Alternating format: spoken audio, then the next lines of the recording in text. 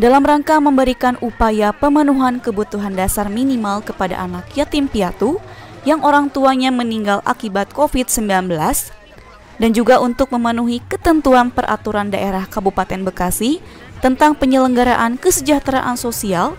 Dinas Sosial Kabupaten Bekasi menyalurkan bantuan sosial kepada para penerima manfaat bantuan tersebut. Di halaman kantor layanan terpadu satu pintu Gabungan Urusan Sosial atau Gabus, Rukos Penny Square, Delta Mas Cikarang Pusat, pada Selasa 20 September 2022. Terdapat 1.664 anak yatim piatu yang orang tuanya meninggal akibat COVID-19 di Kabupaten Bekasi. Dan untuk memenuhi kebutuhan dasar minimal para yatim piatu tersebut, pemerintah Kabupaten Bekasi menyalurkan bantuan sosial yang bersumber dari bantuan Kemensos RI, serta CSR dari pihak lembaga terkait diantaranya Bank BJB Cikarang, PT Hankuk, PT Cikarang Listrindo, PT Jababeka, dan Yayasan Save the Children Indonesia. Panitia penyerahan bantuan non-tunai multiguna program respon COVID-19 Save the Children Rp300.000, anak sekolah berupa uang Rp200.000. Adapun bentuk dari bantuan sosial tersebut disalurkan dalam berbagai bentuk seperti tabungan, alat-alat sekolah, dan beasiswa jangka panjang. Hasil pendataan teman-teman. Pada kesempatan tersebut, Kepala Dinas Sosial Kabupaten Bekasi, Endin Samsudin, menjelaskan, bantuan yang disalurkan kepada kesempatan kali ini merupakan bantuan tahap kedua yang diberikan kepada para yatim piatu yang terdampak COVID-19.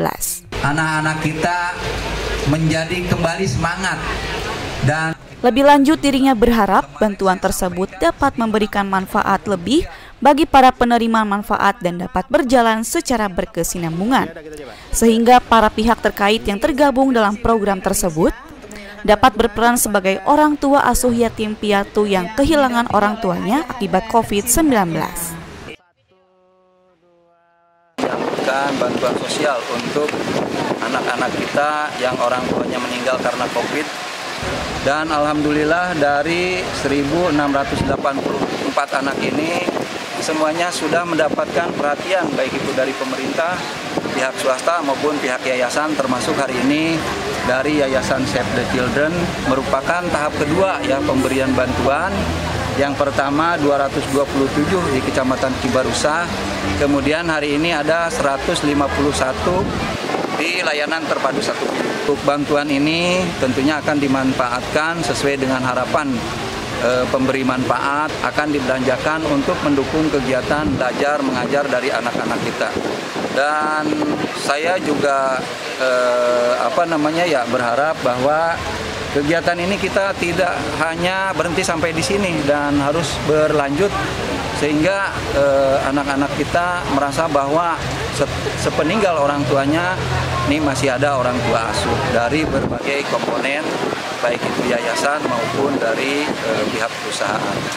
Bantuannya variatif ya. Hari ini Save Children memberikan bantuan ini sebesar 900.000 dengan asumsi perhitungan 3 bulan, karena ini menyesuaikan dengan program pemerintah dalam hal ini Kemensos, itu membantunya per bulan itu 300 dan jangka waktunya 3 bulan.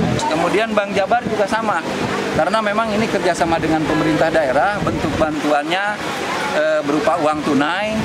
Kemudian dari PT Jababeka ini bantuannya beasiswa 14 orang, tetapi ini memang untuk jangka panjang ya. Begitu juga dengan Cikarang Listrindo, dan dikuliahkan sampai selesai. Bahkan ini juga ada biaya hidup juga dibantu ya.